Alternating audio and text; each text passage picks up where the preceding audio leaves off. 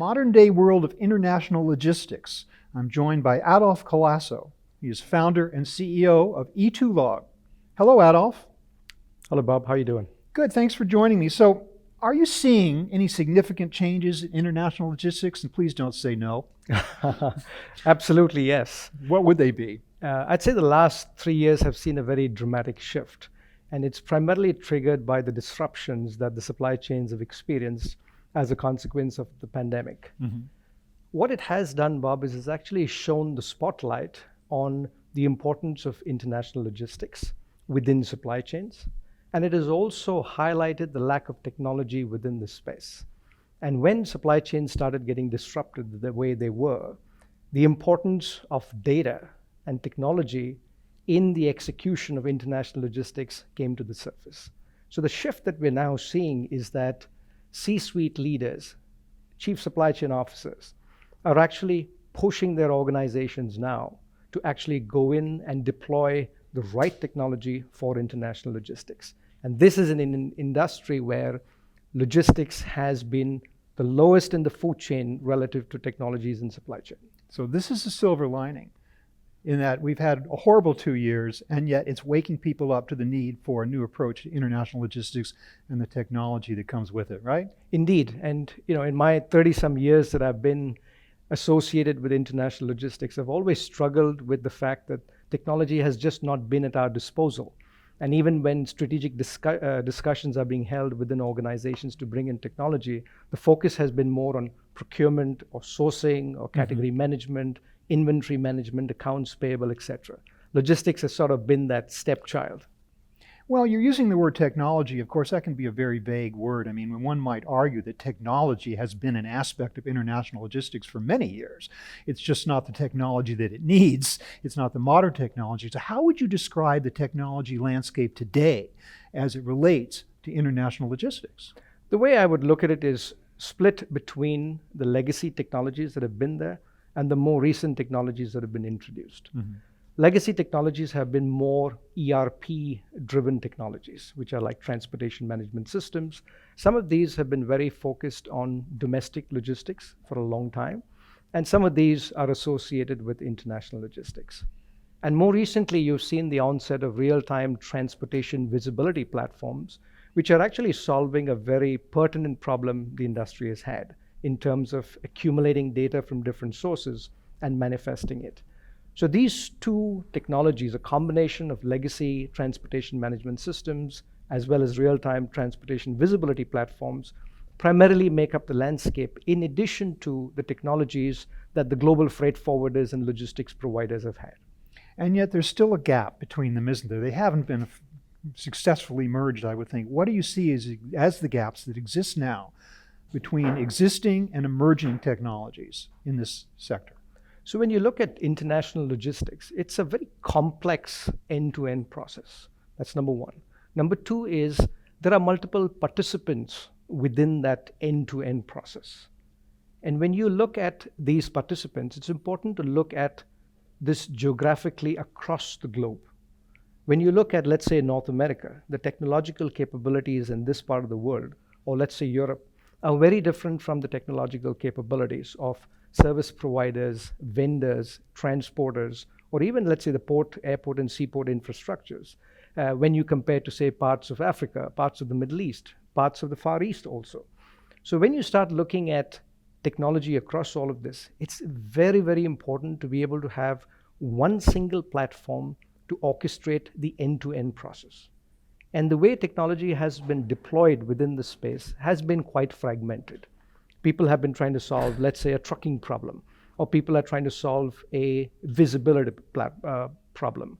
Whereas the need is to be able to find the ability to bring one single platform, which allows this entire process to be woven together end to end, number one. And number two, also the ability to deal with the disparity in tech capabilities. So if you're dealing with a jurisdiction where there's low tech capability, or a provider who has nothing more than, say, a flip phone and a desktop in their office, how do you bring in visibility, transparency, control with those kinds of participants in the end-to-end transaction? So that's really the gap. That's a huge question, though. I mean, we are talking about wildly different levels of sophistication among the multiple tiers of a supply chain. And of course, a supply chain is by definition multiple tiers.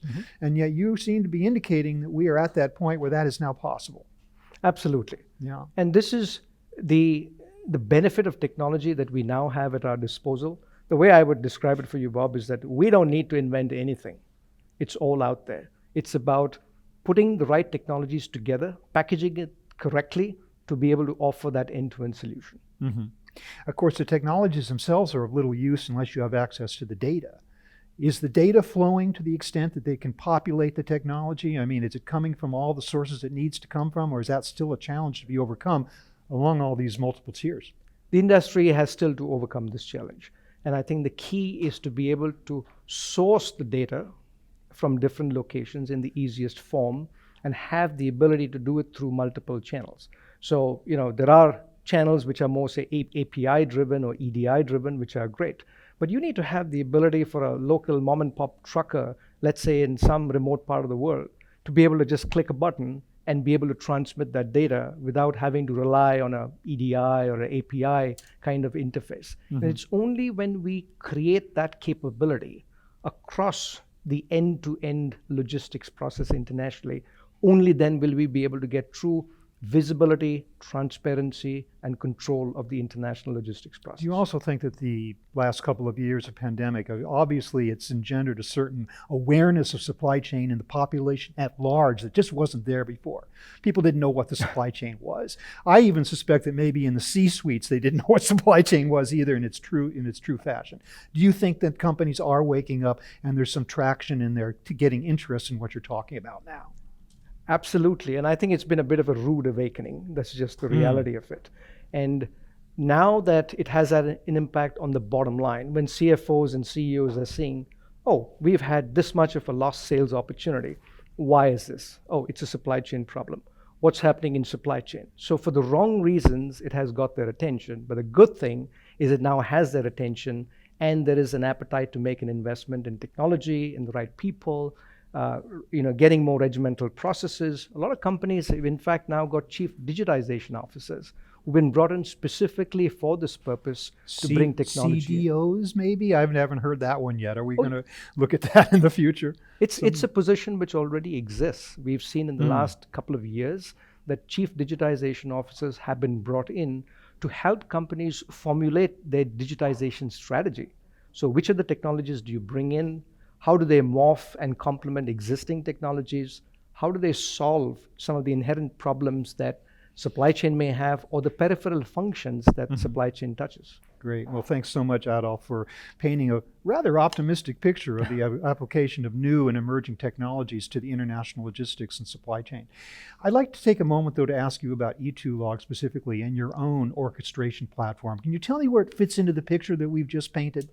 So what we were very focused on was actually building one single platform for international logistics, which goes end to end, the entire process. So we describe E2log as an orchestration platform for international logistics. Now, what does that mean? It means that the platform is built in such a way that it has its tentacles going into those strategic aspects of the supply chain which are dependent on or have an influence on the international logistics process, such as order planning, procurement, inventory management, warehouse management, etc. So we digitally twin data from all of these existing systems and make that upstream data available to the international logistics group who's actually involved with the execution. So it gives them a sort of insight to say, these orders are 60 days out or 90 days out, and allows them to now plan their logistics process. And from there, the actual tactical procurement of logistics services, either through rate contracts or spot rates, or the execution, as against the traditional emails and phone calls, which are used to manage logistics. Everything is with slick tools and apps within the platform so that you eliminate those kinds of communication. And then the visibility, whether you're working with a major global forwarder or you're working with a mom and pop custom broker or a trucker in a remote part of the world, the ability to track and manage everything in one place. And then from there, even the actual change orders, the receipt of freight invoices, which is a monstrous process, very labor intensive. All of that can be digitized and managed through one platform.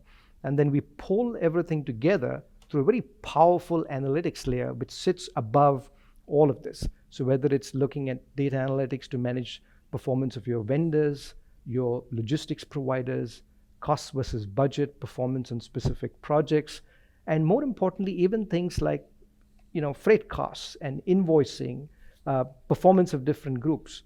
But the most exciting thing that we have now launched is basically carbon footprint reporting. And the scope 3, which is one of the biggest challenges that companies have in capturing, is managed through our platform because of the fact that the end-to-end international logistics process is managed in one place. Absolutely essential. A new era of international logistics requires a new era of technology to support it.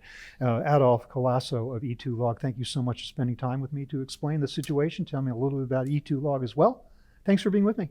Thank you, Bob. Much appreciated. That was Adolph Colaco of E2Log. Thank you very much for watching.